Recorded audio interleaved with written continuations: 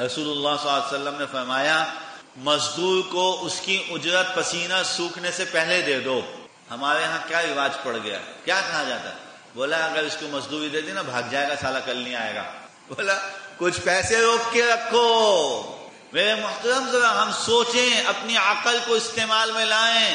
ہم کس کس جگہ پہ اپنے آپ کا بگاڑ رہے ہیں، اپنے آپ کو بگاڑ رہے ہیں، اپنے آپ کا بگاڑ رہے ہیں، برباد کرنے پہ تلے ہوئے ہیں. اور اللہ کیا کہہ رہا ہے؟ کہا جس نے میرے اور میرے پیغمبر کی مخالفت کی وما کرو، وہ لوگ مکر کر رہے ہیں، تدبیریں کر رہے ہیں. وما کر اللہ، کرنے دو ان کو تدبیر، اور اللہ بھی تدبیر کہہ رہا ہے. اور واللہ خیر الماکرین، اور اللہ بہت زبردست تدبیر کرنا جانتا ہے، بہت زبردست. نمٹ لے گا اللہ، نمٹ لے گا. پچھلے ہفتے بھی آیت پڑھی تھی وما ذرنی ومن خلقت وحیدا.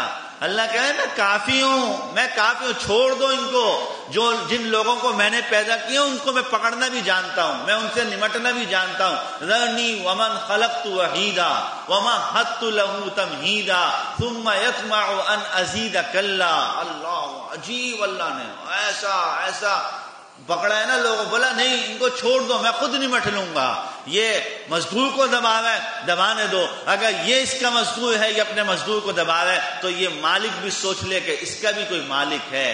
اگر یہ دنیا میں مالک بنا ہوا ہے تو ہم اس کے مالک ہیں. اگر وہ اس کا مزدور ہے تو یہ ہمارا مزدور ہے. اور یہ مزدور کا لفظ میں نہیں کہہ رہا ہوں، یہ اللہ نے خود استعمال فرمایا ہے. آپ نے سب نے سنا ہوگا کہ وہ عید والے دن کی جو حدیث ہے، حدیث قدسی ہے کہ اللہ اپنے فرشتوں میں اعلان کرتے ہیں کہ بتاؤ اس مزدور کا کیا ہونا چاہیے جس مزدور نے اپنی مزدوری مکمل کر لی. فرشتے کہتے ہیں کہ اللہ اس مزدور کو، اجیر کا لفظ استعمال کیا، اللہ اس مزدور کو اس کی مزدوری مکمل دینی چاہیے. اللہ تعالیٰ نے ہم لوگوں کو مزدور کہا ہے، ہم اپنے مزدور کے ساتھ اچھا کریں گے. اسی کو رسول اللہ نے فرمایا کہ جب تیرا مزدور کا پسینہ سوکھنے سے پہلے اس کو مزدوری دے گا. کل جب تو اللہ کے سامنے کہیں اپنا پسینہ نکالے گا، کہیں اللہ کے سامنے اپنے آنسو نکالے گا، تو اللہ بھی تیرے آنسو اور پسینہ سوکھنے سے پہلے تجھ پر عطا کے دروازے کھول دیں گے.